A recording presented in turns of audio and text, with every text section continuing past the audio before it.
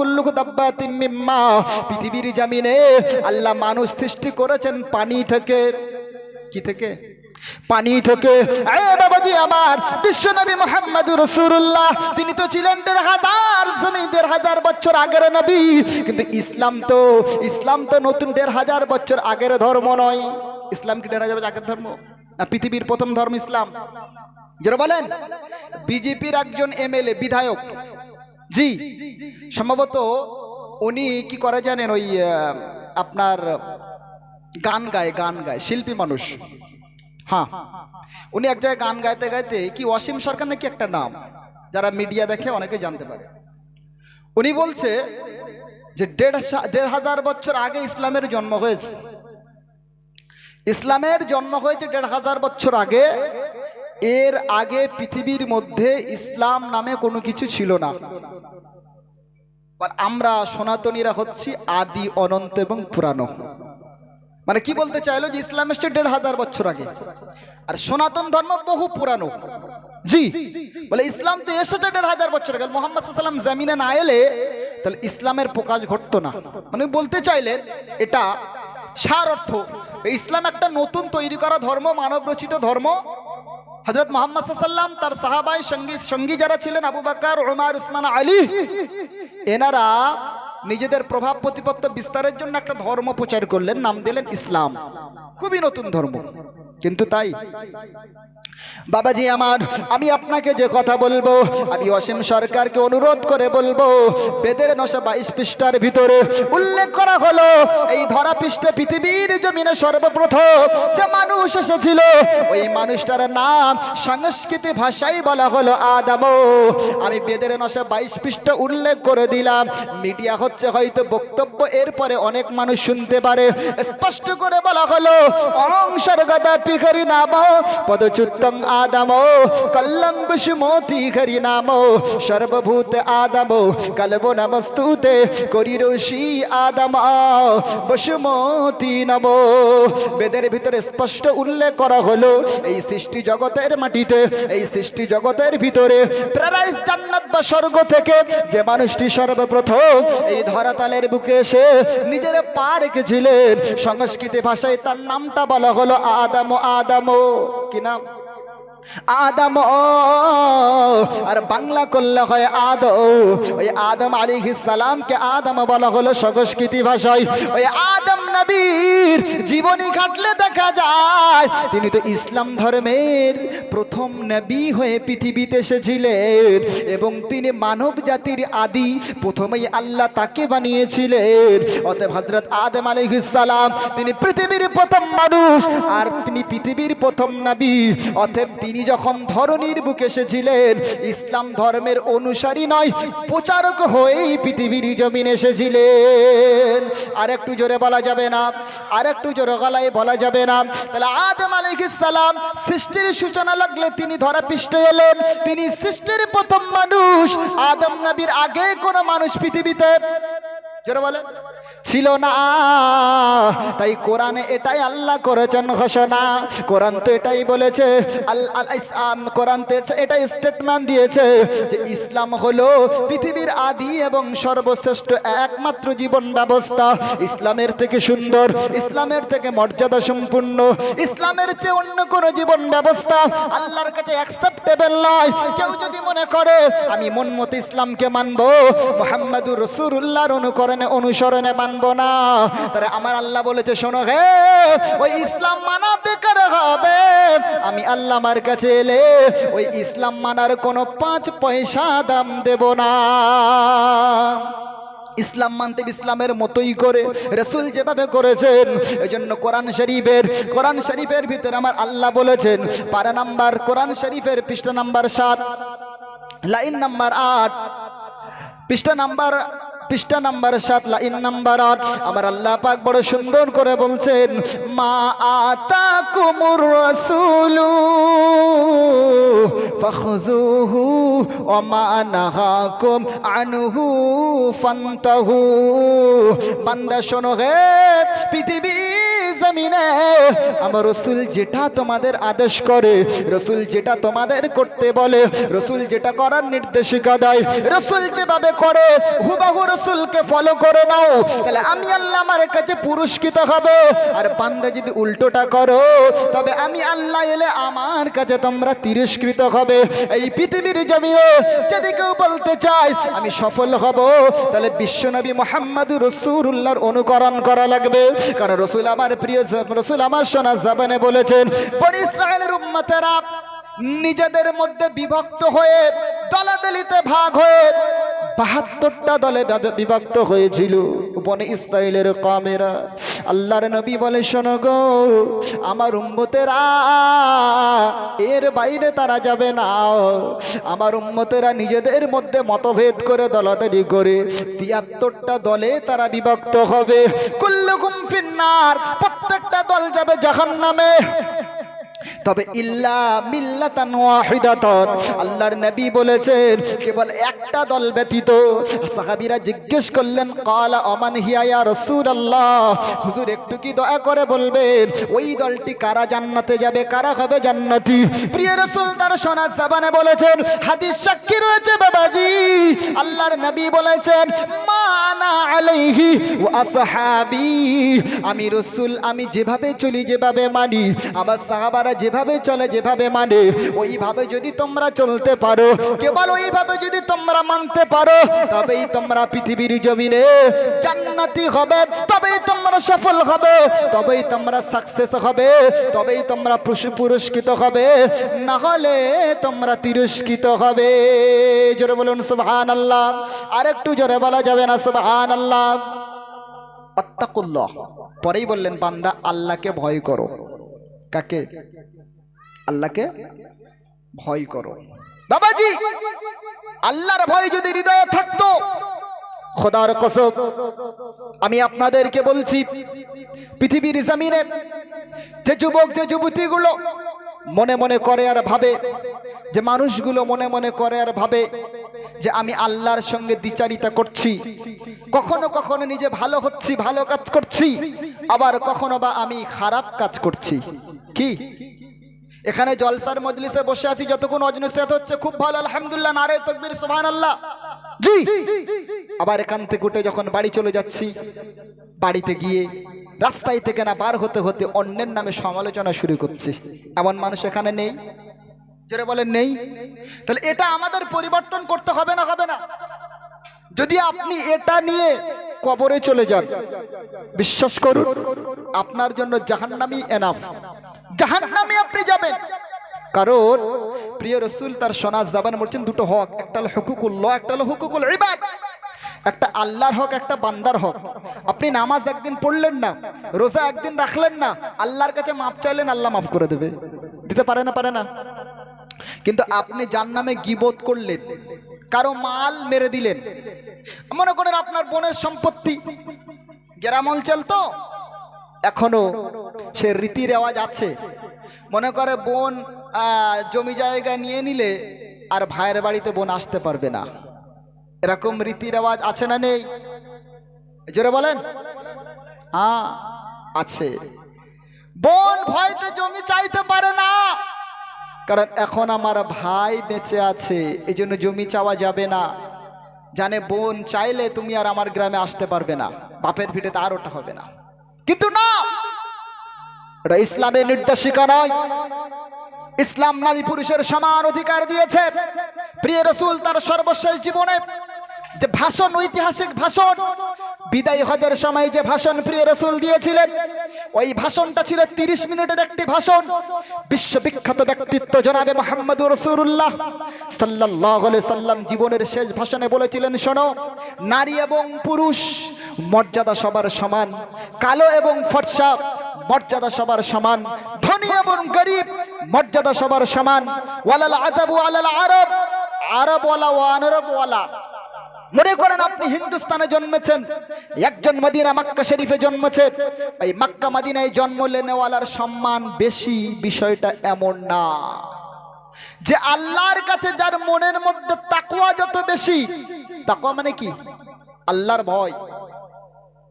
কোরআন শরীফের পারা নম্বর 27, সূরার নাম সূরা নজম, 32 নম্বর আয়াত আল্লাহ বললেন, ফালা তুযাক্কু আনফুসাকুম হুয়া আ'লামু বিমানিত্তাকা। এ বিশ্ববাসী তোমরা শোনো, মাথায় টুপি আছে বলে, মুখে তোমার দাঁড়িয়েছে বলে, গায়ে বড় পাঞ্জাবি আছে বলে ইমানদার মনে করো না। একটা ব্যক্তি ভ্যান চালায়, রিক্সা চালায়, খেতে খামারে কাজ করে, এমনি করে একটা ব্যক্তি রিক্সা চালক রাজমিস্ত্রির কাজ করে, মাথায় তার টুপি নাই। হতেও তো পারে ওর ভিতরে তাকওয়া বেশি, খোদার প্রতি ভয় বেশি, অতএব তুমি তাকে তুচ্ছতার অবজ্ঞা করো না। আমি আল্লাহ বলছি শোনো, তোমরা সবাই পৃথিবীর জমিনে গুনেগার, আর কে বেশি তাকওয়াদার সেটা আমি আল্লাহ কেবল আমি জানি। ভাই বাবু যে একটা উদাহরণ দিচ্ছি, উদাহরণ আমি রমজান মাসে, বিগত রমজান মাসের কথা বলছি, একজন রাজমিস্ত্রিকে জিজ্ঞেস করেছিলাম, রাজমিস্ত্রি 30 দিন রমজানের মাসে রোজা রাখে, আবার ঘর গাঁথার কাজটাও করে। রোজা রাখার কি করে? ঘর গাঁথার কাজ করে। আমি জিজ্ঞেস করছি মজা করে, ভাই তা আপনি রমজান মাসে এত কষ্ট করে রোদের মধ্যে রোজা রাখছেন কেন, কি কারণ, এত সওয়াব নিয়ে করবেন কি? মজা করে বলছি, যুবক ছেলে কি বলছি জানেন? বলে, মাওলানা সাহেব আমি রমজানে রোজা করি, আমি সওয়াবের আশাই করি না গো, আমি রমজানে রোজাগুলো রাখি আমার আল্লাহর সন্তুষ্টি অর্জনে। আমি অবাক হয়ে গেলাম আর মনে মনে ভাবলাম, আল্লাহ একজন যুবক ছেলে, সাধারণ ছেলে, কোন আলেম ব্যক্তি নয়, ওই আলেমের হৃদয়ে, একজন সাধারণ ব্যক্তির হৃদয়ে তোমার সৃষ্টি, তোমার ইসলামের প্রতি, তোমার প্রতি, ইসলামের প্রতি কত মহাব্বত পয়দা করে দিয়েছো। আর সে এমনি করে মুখ দিয়ে বলে, মাওলানা সাহেব আমি রমজান মাসে রোজা রাখি, এবং রোজা রেখে দিনের বেলা আমি সারাসারিতে দিন কাজ করি, আমি সওয়াবের আশাই করি না, আমি রমজানে রোজা রাখি কেবলমাত্র আমার আল্লাহর সন্তুষ্টি অর্জনে। আর একটু জোরে বলা যাবে না, ইমানের আওয়াজ দিয়ে বলা যাবে না। তাই হাদিস পাকের মধ্যে এসেছে, আল্লাহর নবী তার সোনা জামানে বলেছেন, আস-সাওমু লি ওয়া আনা আজজি বিহি।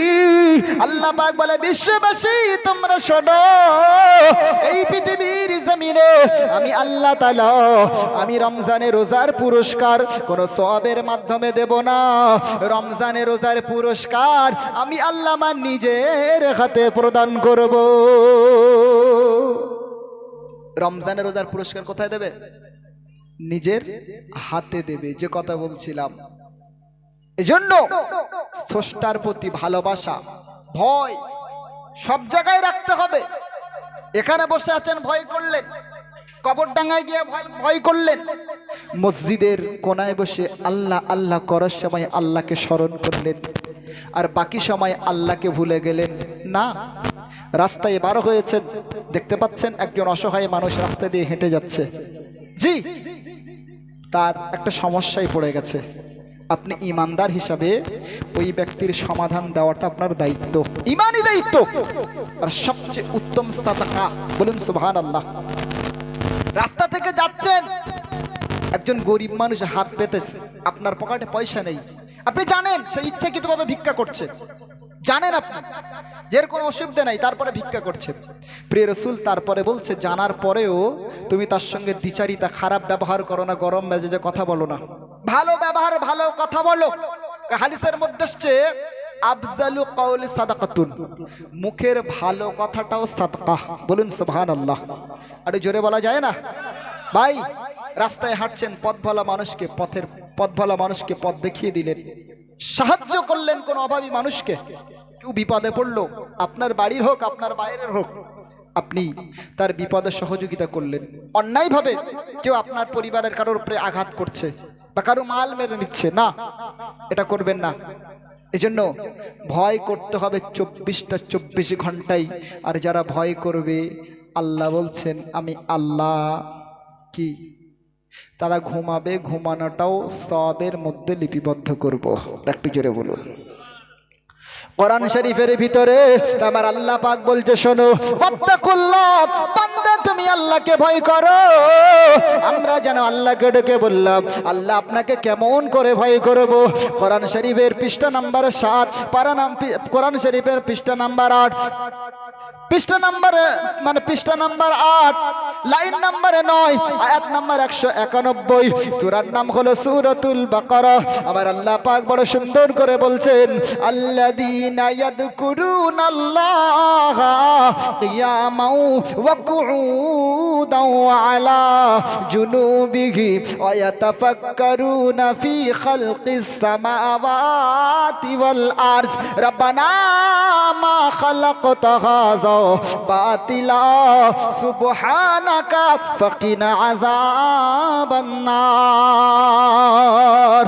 আমরা যখন আল্লাহকে বললাম, আল্লাহ তুমি তো বলেছো ওয়াত্তাকুল্লাহ, আমাকে তোমরা ভয় করো, কেউ তো জিজ্ঞেস করতেই পারে, আল্লাহ কেমন করে ভয় তোমাকে করব, কেমন করে সম্পর্ক তোমার সঙ্গে রাখবো? জানার প্রয়োজন আছে না নেই? আচ্ছা না নেই?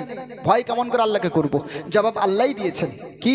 আল্লাযীনা ইয়াযকুরুনাল্লাহা কিয়ামান ওয়া কুউদান ওয়া আলা জুনুবিহিম ওয়া ইয়াতাফাক্কারুনা ফি খালকিস সামাওয়াতি ওয়াল আরদ রাব্বানা মা খালাকতা হাযা বাতিলা সুবহানাকা ফাকিনা আযাবান নার।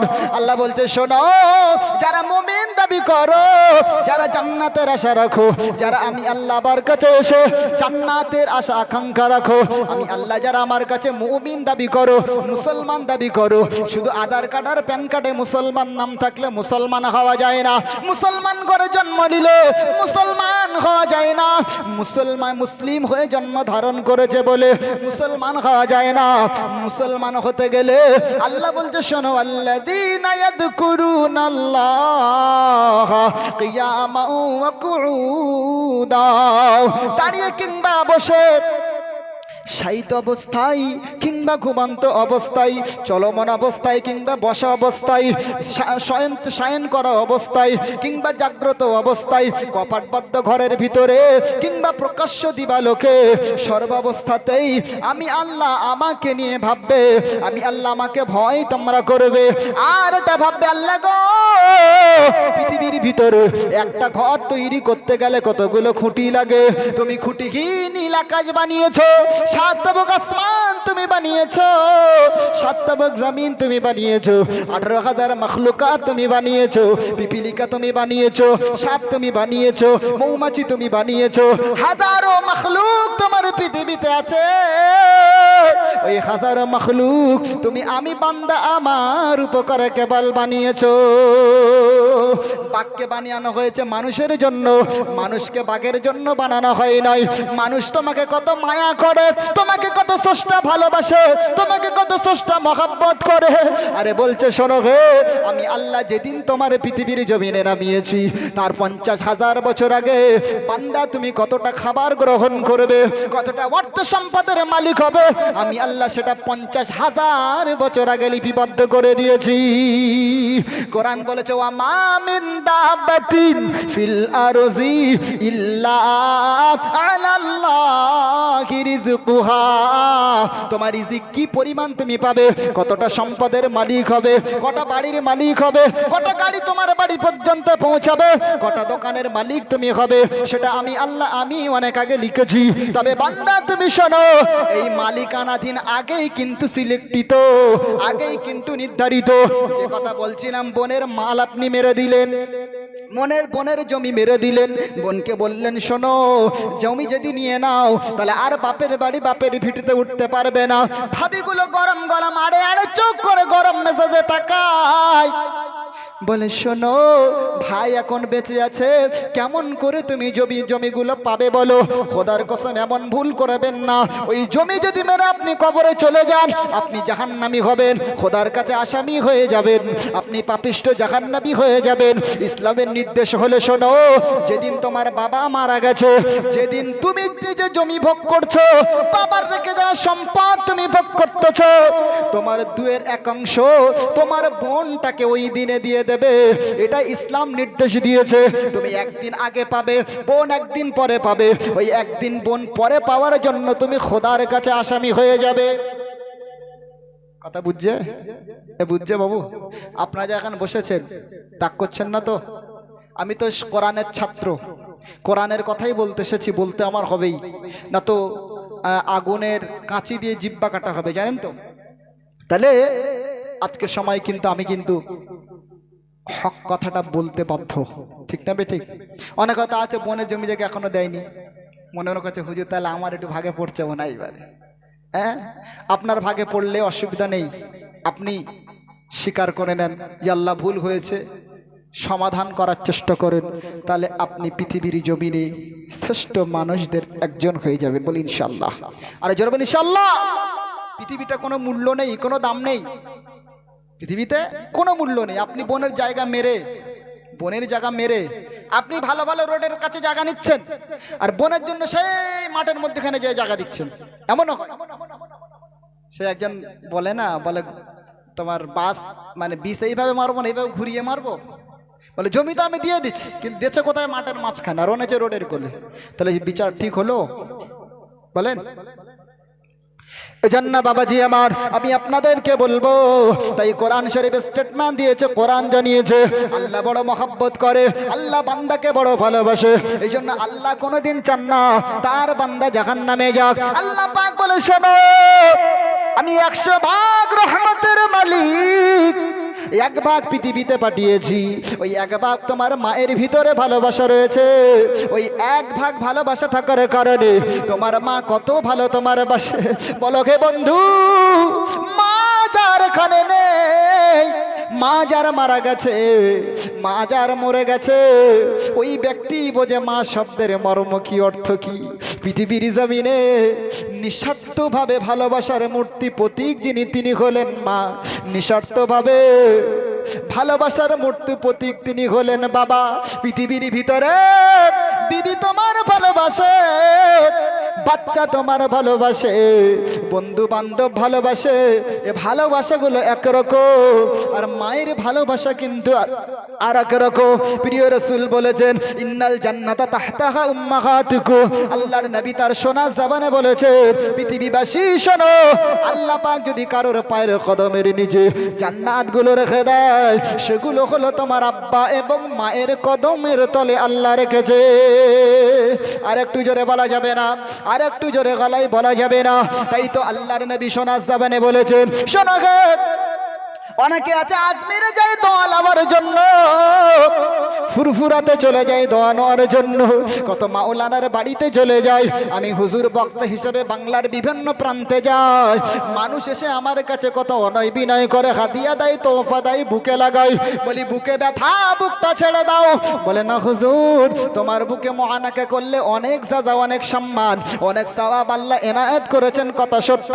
কোরআনওয়ালাদের ভালোবাসলে, ওই কোরআনওয়ালাদের ভালোবাসার বরকতে আল্লাহ কিন্তু জান্নাতের অধিকারী বানাবে। তবে শোনো গে বন্ধু, আব্দুল কাদের জিলানী যদি তোমার জন্য দোয়া করে, খাজা মাইনুদ্দিন চিশতি সানজিরি যদি দোয়া করে, পৃথিবীর জমিনে ফুরফুরা দাদা হুজুর পীর সাহেব কেবলা, বশিরাত আল্লামা রুহুল আমিন, ফুলবাড়ি মাওলানা ইয়াদ আলী সাহেব রাহমাতুল্লাহ আলাইহি, জগৎ বিখ্যাত যত উলামাই কেরাম, যত আলেমে দ্বীন, যত ওলি আল্লাহ বুজুর্গ রয়েছে, সবাই যদি আপনার জন্য দোয়া করে, ওই দোয়াটা আল্লাহর দরবারে কবুল হবে, এ মর্মে কোনো গ্যারান্টি নাই। তবে রাসূল সোনার জবানে বলেছেন, মা কিংবা বাবা দোয়া যদি সন্তানের জন্য করে, বন্ধুরে লাইটটা সুইচ অফ করলে যেমন দ্রুত গতিতে আলো জ্বলে, আল্লাহর রাসূল তার সোনার জবানে বলেছেন, মা এবং বাবা একবার যদি খুশি হয়ে দোয়াটা করে, ওই দোয়াটা সরাসরি আল্লাহ দরবারে কবুল হয়ে যায়। আর একটু জোরে বলা যাবে না, আর একটু জোরে গলায় বলা যাবে না। তাই তো বলি, সন্তান যদি সফল হতে চাও, মাকে কাঁদিও না, বাবাকে ব্যথা দিও না। বাবা যদি ব্যথা পায়, পায় আর মা যদি কষ্ট পায়, লক্ষ টাকার মালিক তুমি হয়ে থাকতে পারো, অনেক ক্ষমতাওয়ালা হতে পারো, অনেক জ্ঞানী তুমি হতে পারো, অনেক প্রভাব প্রতিপত্তি ঐশ্বর্যের মালিক হতে পারো, তবে মা যদি একবার ব্যথা পায় তবে তোমার কপালটা পুড়ে যাবে, জাহান্নাম জাহান্নাম তোমার জন্য নিশ্চিত হয়ে যাবে। রাসূলের সাহাবী নাম তার আলকামা। একটা ঘটনা আপনাদেরকে বলে দিই, নাম হলো হযরত আলকামা। আমার রাসূল পাকের সাহাবী, মরণের সময় কালেমা মুখ থেকে কালেমা নসিব হয় না। কি ব্যাপার? রাসূল যাদের সম্পর্কে বলেছে আসহাবিকান নুজুম ফাবি আইয়ি ইক্তাদাইতুম ইহতাদাইতু, আল্লাহ রাসূল তার শোনা জবানে বলেছে আমার প্রত্যেকটা সাহাবী হলো আকাশের উজ্জ্বল নক্ষত্রের সমতুল্য। এই পৃথিবীবাসী শুনে রাখো, আমার প্রত্যেকটা সাহাবী হবে জান্নাতি, আমার প্রতিটি সাহাবী জান্নাতের অধিকারী হবে। কারণ আল্লাহ পাক বলেছে রাদিয়াল্লাহু আনহু ওয়া রাযু আনহু, আল্লাহ পাক বলেছে শোনো হে, আমি আল্লাহ আমার রাসূলের সাহাবীদের উপরে রাজি, আর আমার সাহাবীরাও আমি আল্লাহ আমার উপরে রাজি। আর একটু জোরে বলা যাবে না? পিছনের সামনে মিলে বলা যাবে না? সেই রাসূলের সাহাবী আল্লাহ পাক রাসূল যার অনুসরণে জান্নাত লিপিবদ্ধ করেছেন, জান্নাতের ঘোষণা দিয়েছেন, সেই রাসূলের সাহাবী মরণের সময় কালেমা নসিব হয় না। সাহাবীরা হয়রান হয়ে গেল, ইয়া রাসূলুল্লাহ ইয়া হাবিবাল্লাহ, আপনার সাহাবী মরণের সময় কেন জবান থেকে কালেমা নসিব হয় না? হুজুর বললেন আলকামার মা কি বেঁচে আছে? বলল হ্যাঁ আলকামার মা বেঁচে আছে। ও আলকামার আম্মা জান, বলো হে তোমার সাহাবী তোমার সন্তান, আমি রাসূল আমার সঙ্গী আমার সাহাবী আলকামা, তোমার মনে কি কোনো কষ্ট দিয়েছে? তুমি কো ব্যথিত সাহাবীর কোনো ব্যবহারে? সাহাবীর মা বললেন ইয়া রাসূলুল্লাহ ইয়া হাবিবাল্লাহ, ওগো আল্লাহর নবী, আমি আমার সন্তানের উপরে কোনো কাজে আমি ব্যতীত নই, তবে একটা দিন এমন ছিল আমার জন্য 10 টাকা দামের শাড়ি এনেছিল, আর ওর বিবির জন্য 15 টাকা দামের শাড়ি এনেছিল। সেই দিন আমার মনে একটু ব্যথা লেগেছিল। আল্লাহ, সন্তানকে আমি জন্ম দিলাম, গর্ভে ধারণ করলাম, পৃথিবীর আলো কত কষ্ট করে দেখালাম, ছোট থেকে লালন করে বড় করলাম, মেয়েকে সুন্দর, ছেলেকে মেয়ে দেখে ছেলের সঙ্গে বিয়ে দিয়ে বৌমা বানালাম, সেই বৌমার জন্য 15 টাকা দামের শাড়ি, 15 দিরহাম টাকার শাড়ি, আর বিবির জন্য মায়ের জন্য 10 টাকা দামের শাড়ি। আল্লাহ, সেদিন আমার মনে রাসূল আমার একটু ব্যথা পেয়েছিলাম। রাসূল বলে শোনো হে, তোমার মা তুমি মা, এই ব্যথা পাওয়ার কারণে তোমার বাচ্চার জবান থেকে কালেমা নসিব হয় না, তুমি এটা তোমার বাচ্চাকে মাফ করে দাও। সাহাবীর মা বললেন না, আমি মাফ করতে পারবো না। আল্লাহর নবী বললেন সাহাবীরা একটু আগুনের ব্যবহার তোমরা করো, আগুন নিয়ে আসো। ওই মায়ের সামনে জ্বলন্ত অগ্নিকুণ্ডের মধ্যে ফেলে বাচ্চাটাকে পুড়িয়ে দেওয়া হবে। হযরত আলকামাকে জীবন্ত পুড়িয়ে ছাই বানানো হবে। বলুন তো, মায়ের সামনে বাচ্চাকে যদি আগুনে পোড়ানো হয়, মা কি আর থাকতে পারবে? না গো, মা কিন্তু আর থাকতে পারবে না। মা কান্না শুরু করলেন, ইয়া রাসূলুল্লাহ ইয়া হাবিবাল্লাহ, হুজুর আপনি আমার বাচ্চাকে আমার সামনে পোড়াবেন না। ইয়া রাসূলুল্লাহ ইয়া হাবিবাল্লাহ, আমার বাচ্চাটাকে আপনি পুড়াবেন না। হুজুর বললেন, ও মা শোনো গো, তুমি দুনিয়ার আগুন তোমার বাচ্চাকে পোড়াতে চাচ্ছ না, তোমার বাচ্চা জাহান্নামী হয়ে কালেমা হারা হয়ে মারা যায়, তোমার বাচ্চা তো এর থেকে 70 গুণ বেশি আগুনে তোমার বাচ্চাকে পোড়ানো হবে। সাহাবীর মা বললেন, হুজুর আপনি বলেন আমার কি করতে হবে? হুজুর বললেন, একটু তুমি ক্ষমা করে দাও। সাহাবীর আম্মা জান দুটো হাত তুলে বলে, আল্লাহ আমার বাচ্চাকে আমি এখনই ক্ষমা করে দিলাম। শোনো গো সাহাবীরা, ও মুসলমানেরা, আল্লাহ ওয়ালা বাবাজিরা, আমার দিনদার ইমানদার ইসলাম ওয়ালা ভাই বাবাজিরা, নবী সাহাবীর আম্মা জান যেই না মাফ করলেন, হযরত আলকামার জবান থেকে কালেমা নসিব হয়ে গেল। আর একটু জোরে বলা যাবে না? আর একটু জোরে বলা যাবে না? তা কবি বলেছেন, মায়ের দোয়া লৌহে মুমিন, মায়ের দোয়া আলাও, বিপদ পড়িবে না তুমি যখন যেথায় যাও, মায়ের দোয়া লৌহে মুমিন, মায়ের দোয়া লও। একটু জোর গলায় বলবেন না? একটু জোর গলায় বলবেন না? ওগা মুসলমান বাবাজি, অসুবিধা হচ্ছে না তো আপনাদের? একটু বলবো, অসুবিধা নেই তো? একটু তকবীর দেন তো, নারে তকবীর। একটু জোর গলায় দেন নারে তকবীর। পিছনের লোকগুলো দিচ্ছে না কেন? ওনাদের কি অসুবিধা হচ্ছে? অসুবিধা হয় না তো? তাহলে একটু জোরে তকবীর দেন যে নারে তকবীর। আর একটু জোরে দিতে হবে নারে তকবীর, নারে তকবীর। মাশাআল্লাহ। আজকে যারা এ মাহফিলে এসেছে, ও গো আল্লাহ তাআলার রহমত পেয়েছে। সুবহানাল্লাহ। কই সুবহানাল্লাহ কে বলছে না যে? আজকে যারা এ মাহফিলে এসেছে, ও গো আল্লাহ তাআলার রহমত পেয়েছে। দূর করিতে এলো এতিম দুঃখীর জ্বালা, এলো মক্কায় মদের নবী কামলিওয়ালা। আর একটু জোরে বলা যাবে না? বাড়বে তোমার ওই সম্মান, বলো সাল্লু আলাইহি সালাম। বলেন, বলো সাল্লু আলাইহি সালাম। যত সব মুমিন গণে পড়ো সব একই সাথে, বলো সাল্লু আলাইহি সালাম, বলো সাল্লু আলাইহি সালাম। তকবীর দেন নারে তকবীর।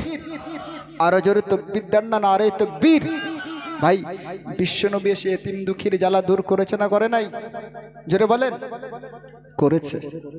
আল্লাহ পাক যে কথা বলছিলেন, আল্লাহ পাক বলে বান্দা শোনো, আমি আল্লাহ তোমাদেরকে বড় ভালোবাসি। ওই মা জননী যত না ভালোবাসে, তার চেয়ে অধিক গুণে আমি আল্লাহ তোমাদেরকে ভালোবাসি। শোনো, পৃথিবীর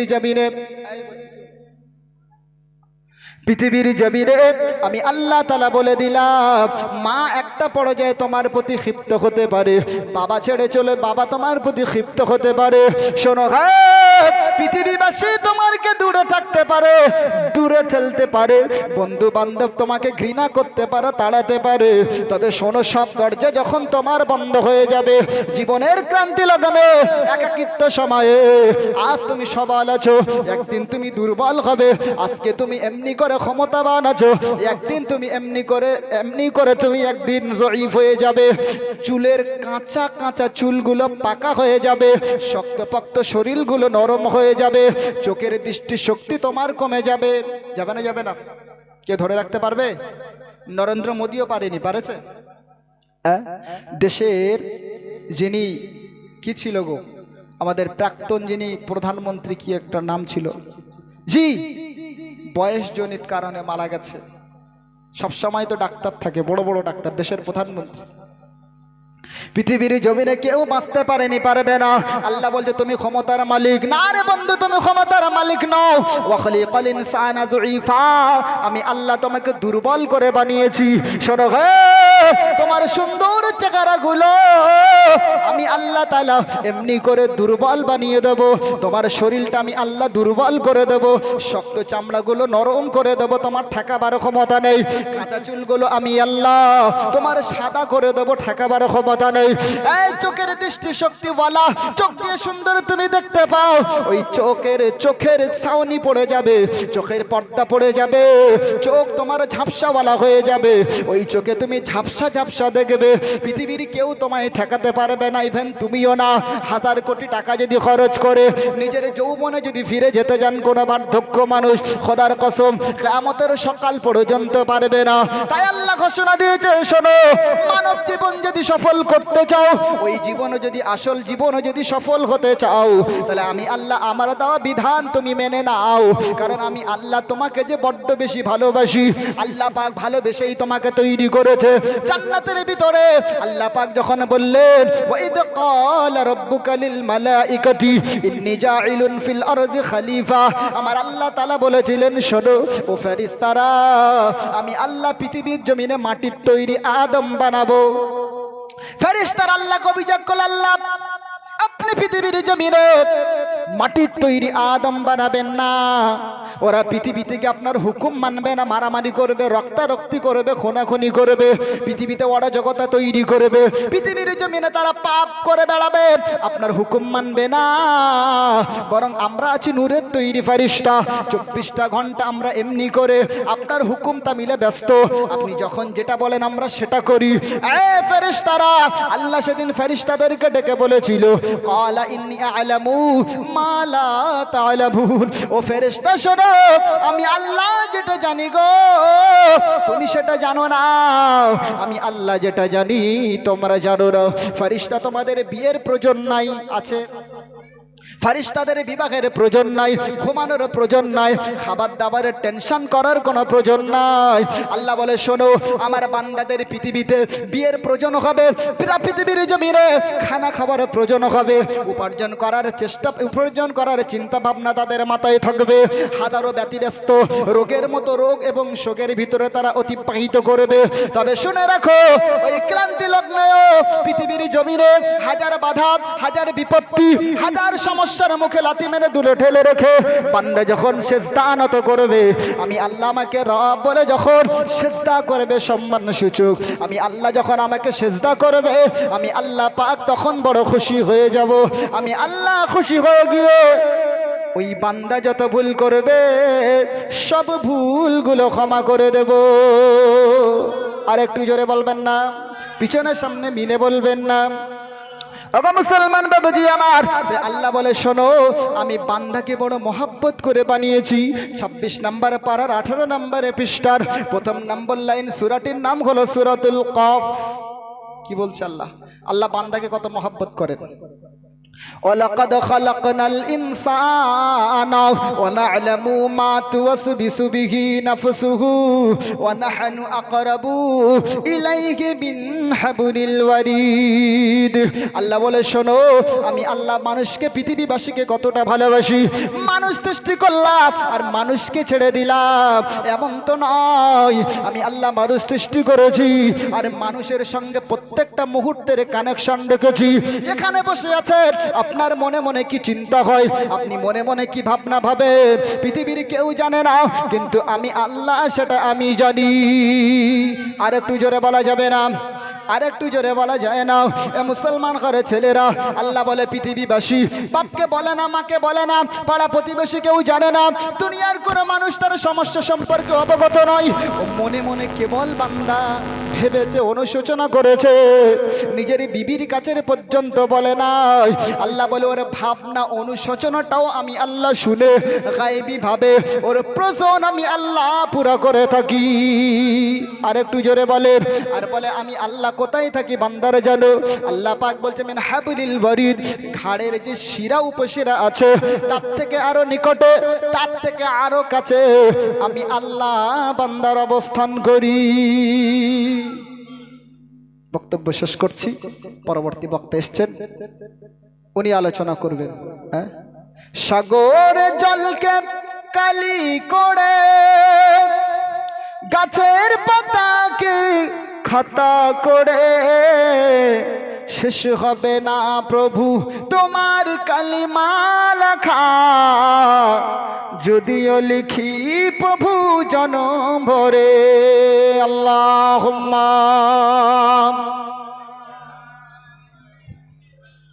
মহব্বতে পড়েন। বলতে বলতে অনেকক্ষণ বলেছি ভাই বাবাজি।